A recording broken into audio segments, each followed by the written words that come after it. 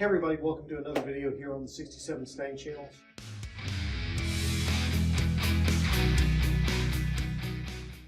What are we going to be talking about, or what are we going to be covering in this video? Well, I've gone ahead and pulled the trigger on the Sniper EFI upgrade for the Mustang here. So I've already got the parts ordered, well, most of them. We'll talk about that. And actually have the first part in my hands. You can see it sitting right here. We're going to do an unboxing of our Holley Sniper EFI Hyperspark Distributor that we've got for this car. The other part I want to do is I really want to go through the parts list. Everything that I have figured out you need to do this type of upgrade or conversion on your car.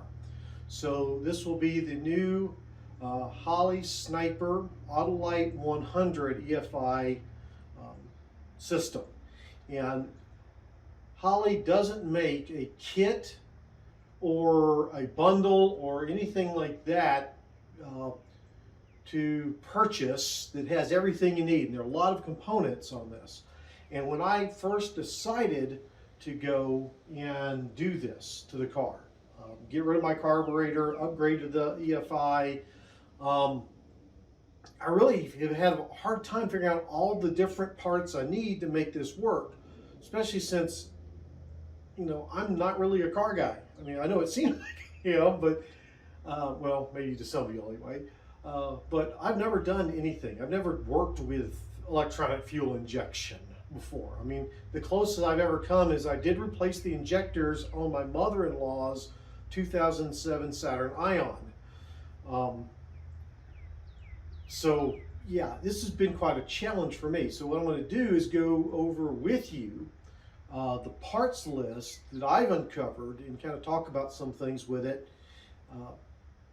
so you get a better idea if you're looking to do this on your car, what you're going to need, because it's not so easy. So with that, let's get in here and we're going to do an unboxing of the distributor here so you can see what comes with the distributor and what doesn't necessarily come with it. Kind of get a good look at it and that kind of thing, and then we'll get into that parts list. So let me get it set up so we can unbox this. And of course, don't forget the merch store. You can get wonderful things like this kind of coffee mug and help support me to buy these kind of things so I can help educate you, maybe. I don't know. Anyway, again, don't forget the merch store, shirts, cups, and whatnot. So let me get set up to do this unboxing.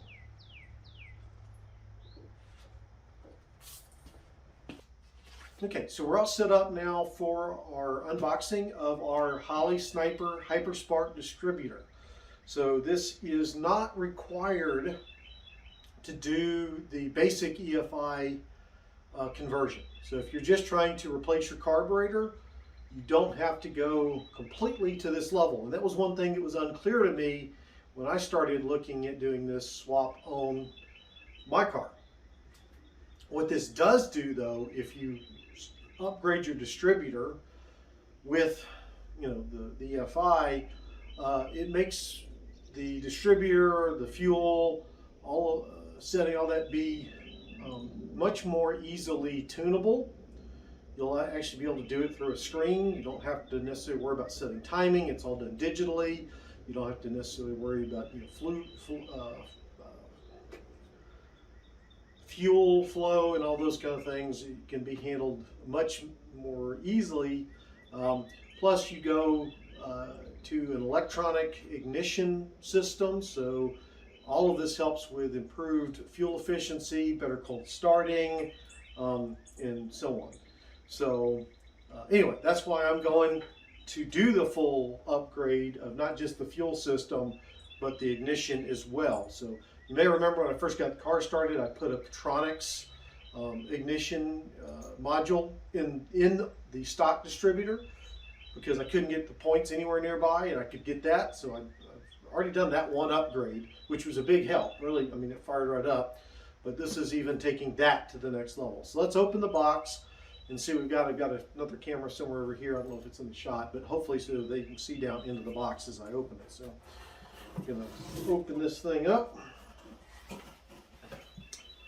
and see what we got. Okay, so we got a couple of things we'll talk about. So this is for making sure you know where to position your distributor as far as the rotor cap for where, you know, number one is at.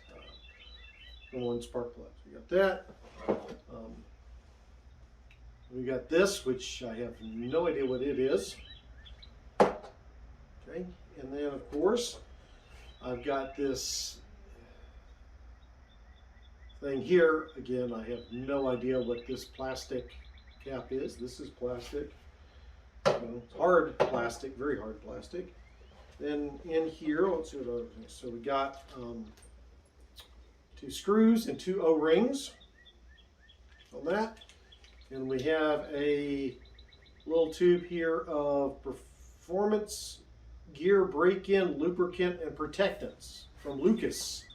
So this is for lubing up the gear here on the distributor. And I look over and I'm being watched by Sokos, our cat. You may remember him in the last video I posted about my remembrances of coming back from Desert Storm. So let's keep going and pull out the main attraction here. So the packing on this seems pretty good. A lot of this styrofoam stuff. Whoops, looked out sometimes. Okay, so apparently we have 2 parts here. Where is it? We have a wire harness here. So this, I assume, looks like this plug and this plug go together. And then this probably hooks into the ignition somehow. Again, I'm not entirely sure. I'll get to that when I install it. So here we have the distributor itself. Good billet, I guess billet aluminum, kind of chrome shiny look. I like the shiny look. They also offer this in straight black. So if you're not a shiny chrome guy, you like more of a sedate black, I think it's matte black like the cap here, you can get that as well. Then we come with a bunch of warning tags. See if there's anything. Stop, do not return to your retailer. If you experience difficulty, call Holley. Okay. Mechanical advanced setup for your distributor. So, anyway, not sure what that is. And then notice, read this card before installing the distributor. This distributor is equipped with a cast iron gear. That would be this gear here. It should only be used with cast iron camshafts, flat tappet, which is what is in this car. Billet steel camshafts, which would be a roller tappet, must use a steel gear. Bronze gears may be used for either. So we got some tags, warning tags, a plethora of them that I'll have to remove. We'll set that down. Make sure that. What else do we have?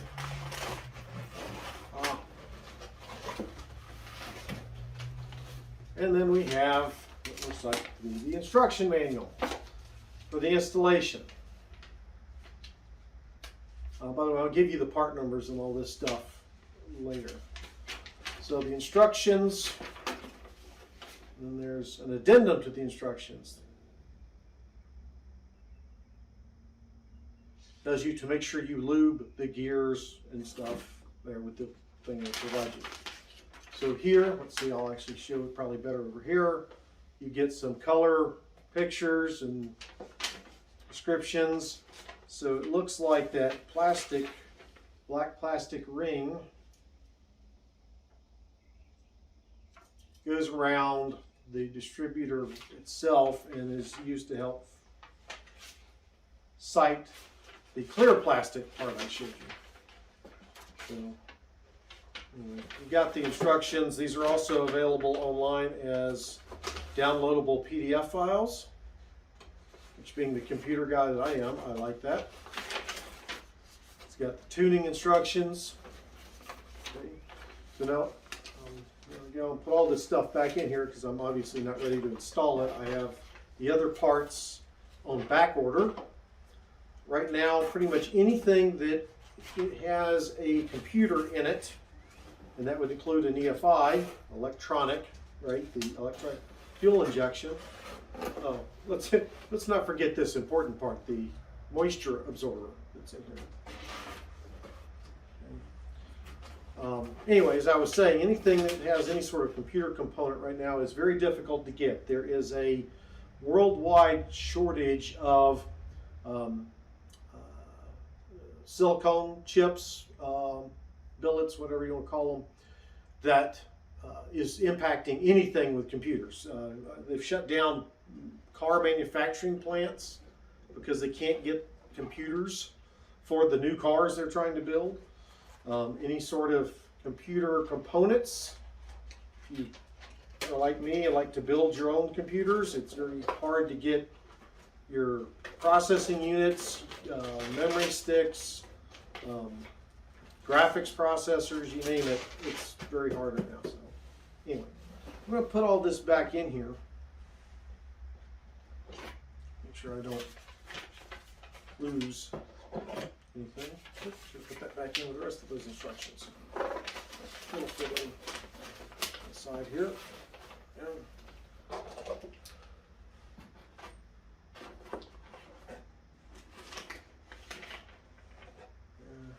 of course our communication. I think I got it all. Go ahead and shut this back up. Anyway, as I'm saying, because of that shortage, my fuel pump and my actually EFI system is all on back order, waiting to find out when those will actually shift. Oh, and look, it's pollen season in Georgia. Everything's turning yellow, which is good for my car because you can't tell the difference. My truck, different matter. So now what I want to do is talk about the various parts that go into the system. This is one, right? And I'm going to talk about the cost of these. So I've got a cheat sheet back here I'm going to use. And then, actually, before I do this, I'm going to grab some water real quick and move this out of the way so I can talk better without knocking it down. So give me just a sec. I'll be right back. Okay, so now it's time to talk about the parts list for this. And what I want to do is kind of break it down into the two phases or tiers or whatever you want to call it that goes with doing this. Like I said, there's the partial upgrade and then there's the full upgrade. So let's talk about if you just want to replace your carb, right? You want to put in just the electronic fuel injection part of this, your distributor's good, maybe you already have a Petronics in there, and that's good enough for you, or whatnot. So let's talk about that first. So, and I've got my little cheat sheet over here. If you just are trying to go with the fuel injection part of this, there are a couple of things you can do. Now, the simplest method that I'm doing utilizes the stock fuel tank. You don't have to have a return line. Now, you have to still account for that because the pressure on this system is going to be sitting somewhere around 60 psi. So to handle that, you still got to handle that, you know, when you get in a flow, you know, what do you do with the back pressure, those kind of things. So I went with a fuel pump from Holley that allows me to utilize the stock tank without running that return line. So that fuel pump is the Holley 255 LPH OE style fuel pump and sending unit. So what that does is it replaces the existing sending unit that comes out of your stock tank. And it fits in there. It's a little bit of a tight fit based on the videos I've seen.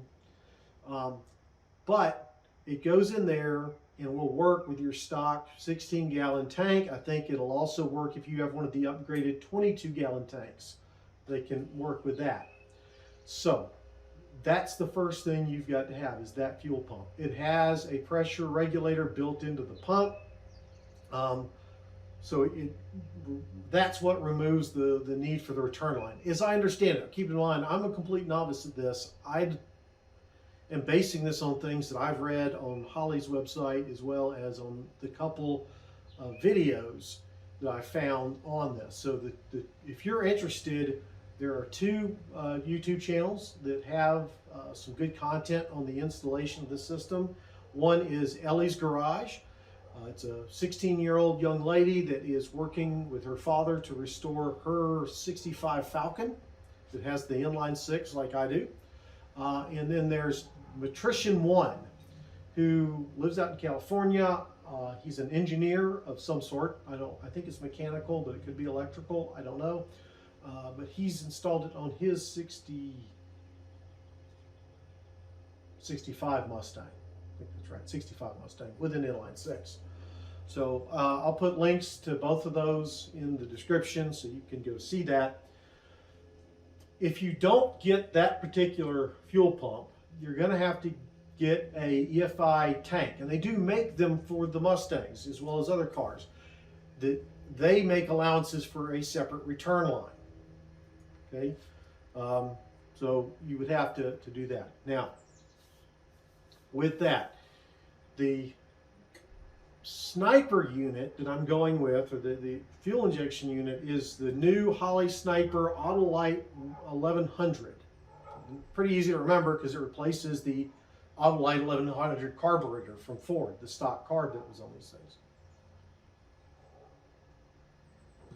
Pardon me. So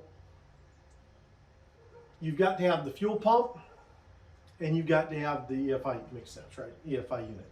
Now, the Sniper 1100 recommends, or works best, it says in the instructions, with a 3/8 inch fuel line.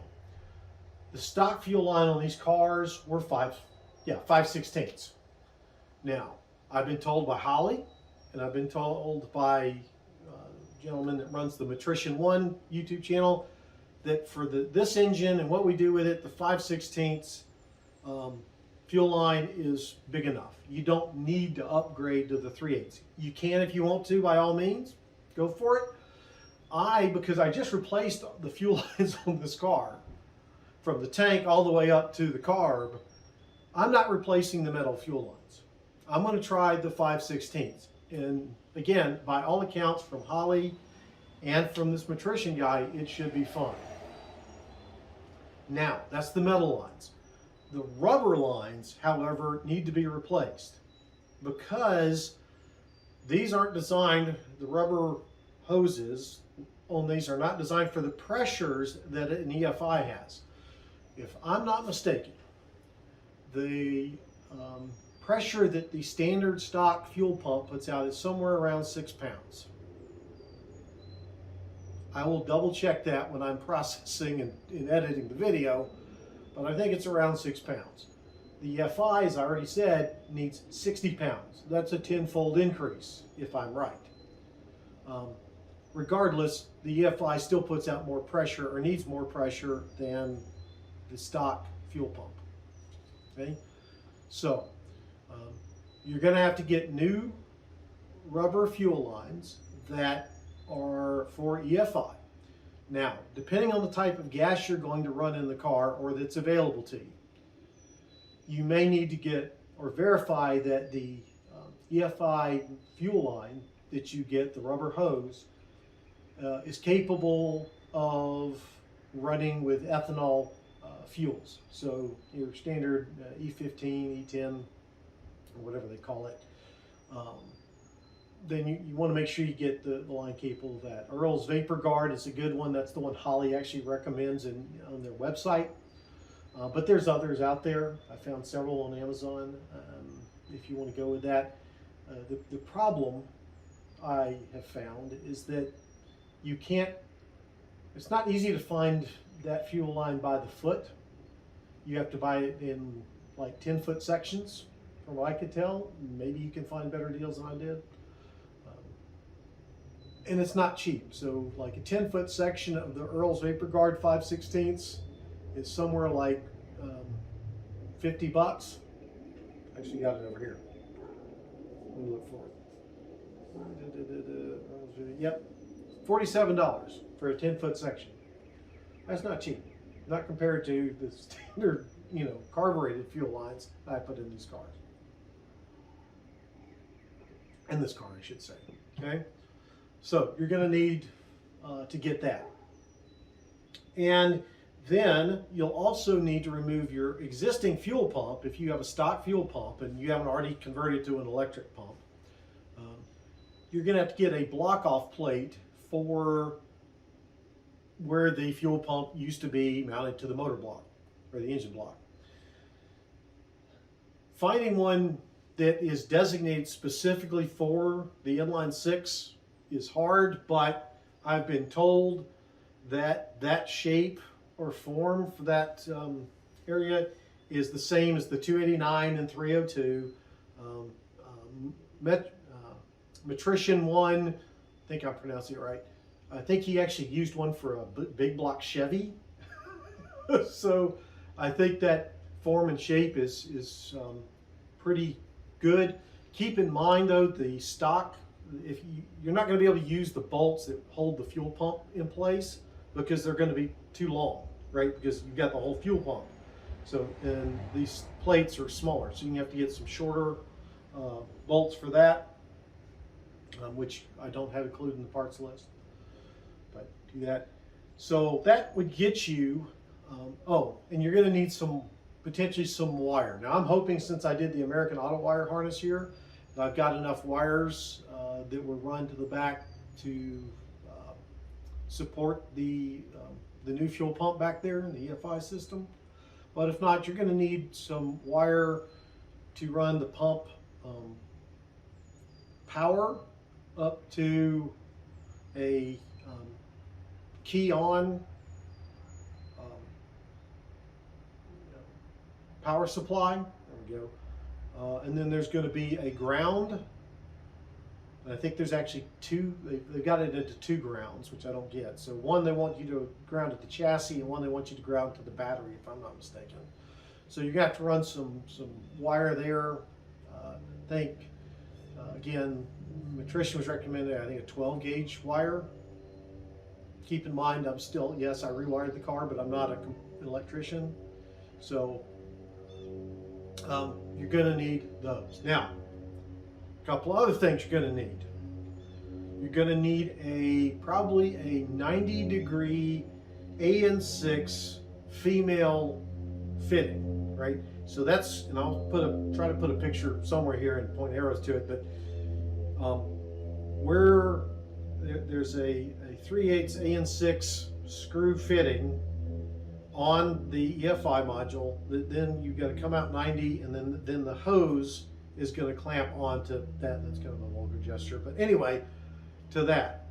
Okay, so you're going to need that. Now, because this the Autolite 1100 EFI is also set up so you can run a return line on it, it's got a return port on it. It's the same 3/8 fitting. So you're going to need a 3/8 female AN6 block-off fitting to lock that off. So let me go through these parts again. So you got the Sniper Autolite 1100 EFI.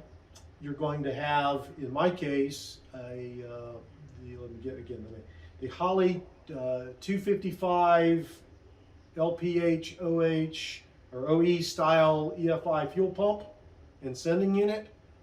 And I'll put all these part numbers down at the bottom. I'll actually probably put them somewhere in the video at some point. And you're going to need the, let me keep going in here. What else did I say you needed with that? Oh, yep, the female 90-degree swivel fitting, or hose end, as they call it, for an AN6. Then you're going to need the cap end, the female cap end, AN6. And then you're going to need the EFI rated rubber fuel hose. Again, now whether, again, you can get the kind that is geared for non-ethanol fuels, which is a little cheaper, or that which will allow you to use ethanol fuels. I'm lucky, about 2 miles down the road, I have a gas station that sells non-ethanol fuel. I will still probably put the ethanol fuel hoses in here just because I can't guarantee I'll always be having access to non-ethanol, and I don't want that to degrade. Oh, and you're going to need some clamps. I don't know if you can use standard, the standard clamps like I've been putting on the heater hoses, the radiator hoses, or if you have to. They do have some special EFI type clamps. Now, whether that's any better, I'm going to go ahead and get them. I figure better safe than sorry. But I'll leave that up. That's up to you to make that choice or find that out. Okay. And then lastly, you got to get that block off plate for the existing or stock fuel pump. That will get you the fuel system. And of course, kids come out and start making a bunch of noises. Pretty day, a little chilly, but okay.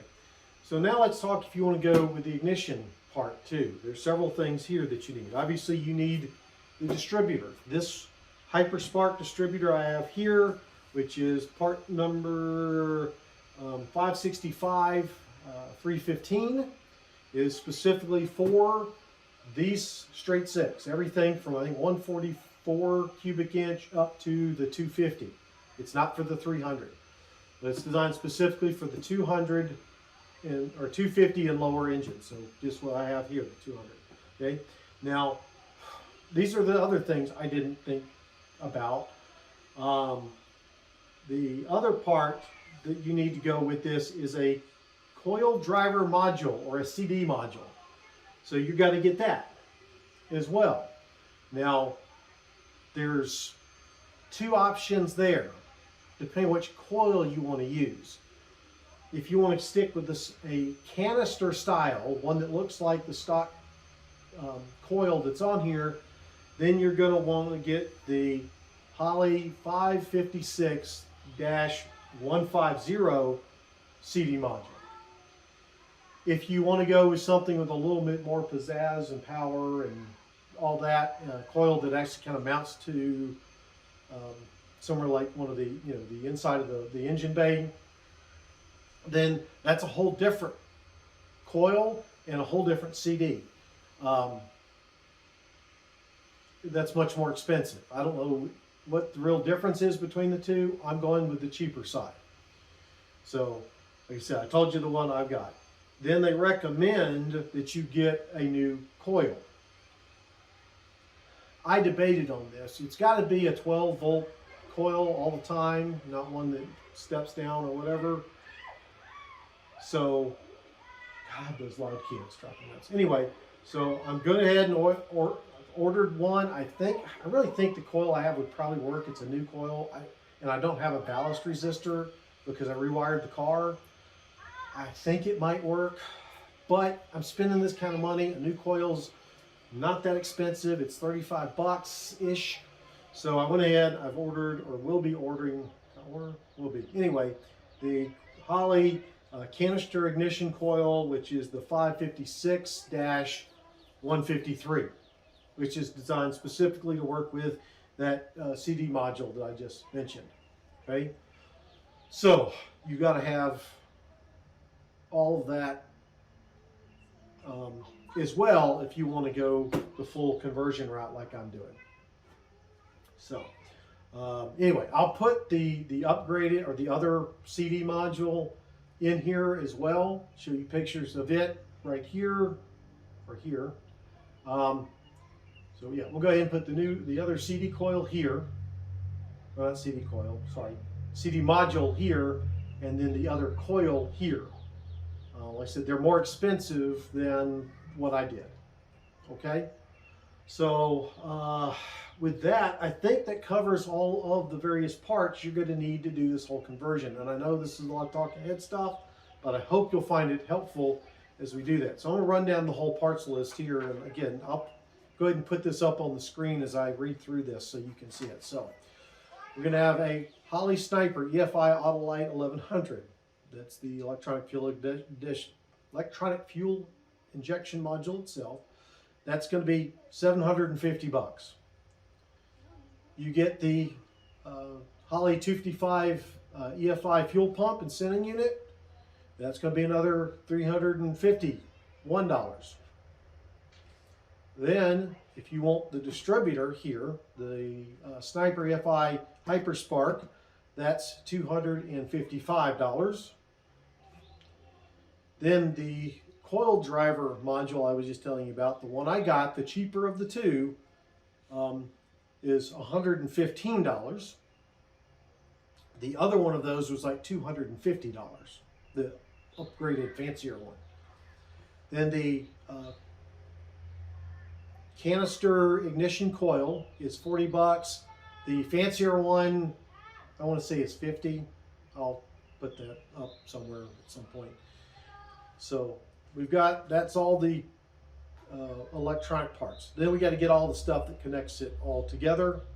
So first we got to have the cap for the outlet on the EFI module. That's the one I found was 10 bucks. Again, AN6. An AN6 90 degree 5/16 hose end is 11 bucks roughly. Then a gauge. So this is the other thing. They want a pressure gauge between the, well, somewhere close to the actual EFI module to verify that you're getting the approximately 60, I think it's 58.6 pounds or something like that. Call it 60 pounds. So a gauge, got a Marshall's instrument gauge is what I'm going with. They recommend an Earl's gauge. The Marshall's gauge, which got good reviews, I got this off Amazon, is 27 bucks. As opposed to 45 bucks for the Earl's gauge. I said, this one had good reviews. Everybody had good things, didn't see anything bad. I don't know why the other gauge would be worth like 20 bucks more. Then you're going to have to get something for that gauge, a T for that gauge to screw into. So I did get the Earl's 5/16 barb T for 10 bucks. And then of course with an EFI, your fuel filtering is critical. Now there's already in that sending unit with that, it has a sock thing, just like your current, which is about a 100 micron filter. And then I'm gonna put a 10 micron filter up under the engine bay near, probably just before the gauge. So it'll come off the steel line to the rubber hose to the filter, from the filter to the barb with the gauge, and from there to the elbow into the unit. That's my plan. Again, you got to have the EFI rubber hose. Again, I'm going with the Earl's 5/16 Vapor Guard. It's just because that's what Holley recommends. So 10 feet of that is 47 bucks. And then I'm going to get the EFI, hose clamps for $8.15. That's bringing the grand total of this, not including tax and shipping. Most of the shipping was free, but to $1,641.44 that I'm spending on this upgrade. Which I always laugh. Patrician talking about doing in his car, he's trying to keep it a budget build. I'm sorry, I don't think that adding a $1,600 fuel injection system and distributor is a budget build. If I wanted budget build, I would have gotten a rebuilt carburetor and just stuck that on there and called it a day. But I think this is going to make the car much more safe, much more reliable, and make it more fun to drive. Really. I'm a computer guy. This puts a little bit of both of what I love, this car and computers together. So I'm pretty excited about it. We're going to have future videos. This is just the first one in the series. I just wanted to do the box opening and kind of go through this parts list with you. So if you're looking to do one of these conversions, make sure you subscribe, follow along. I'm waiting. Again, parts are on back order, so as soon as they get there, we'll start making another video. Hopefully, well, I know the CD module already shipped, but I'm waiting for the EFI unit and the fuel pump to ship. The other parts, the hoses and the connectors, I can get those from anywhere, and they'll be here soon. So as soon as they get out here, I get them, we'll look at them, maybe unbox those others, we'll see, and then we'll get around to installing the thing on the car and testing it out and see how it runs. I'm very excited. I've seen a lot of good, well, some good things from those two channels I told you about. But anyway, hope you liked it. Hope you enjoyed learning a few things about this. If you're looking to do it yourself, like I said, I went ahead and wanted to put this parts list together because I couldn't find it anywhere. And I was afraid that I was going to order the wrong things. I don't want you to be in that same fear. But if you did like it, make sure you give it a thumbs up. If you don't care anything about it, give it a thumbs down.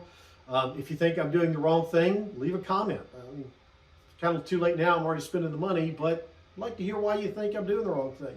Remember, I'm not trying to keep this thing stock. Kind of stock looking, but not stock. If you really like what I'm doing, you have some advice, maybe you've tried this yourself and done an EFI conversion yourself, give me some tips and tricks. I'd appreciate that. So do that in the comments. Otherwise, folks, just don't forget the merch store. Help me afford this $1,600+ I'm spending on this car before my wife sees the final bill. Yeah, I probably shouldn't put this on YouTube. Oh well, too late now. Anyway, guys, look forward to seeing y'all in the next video.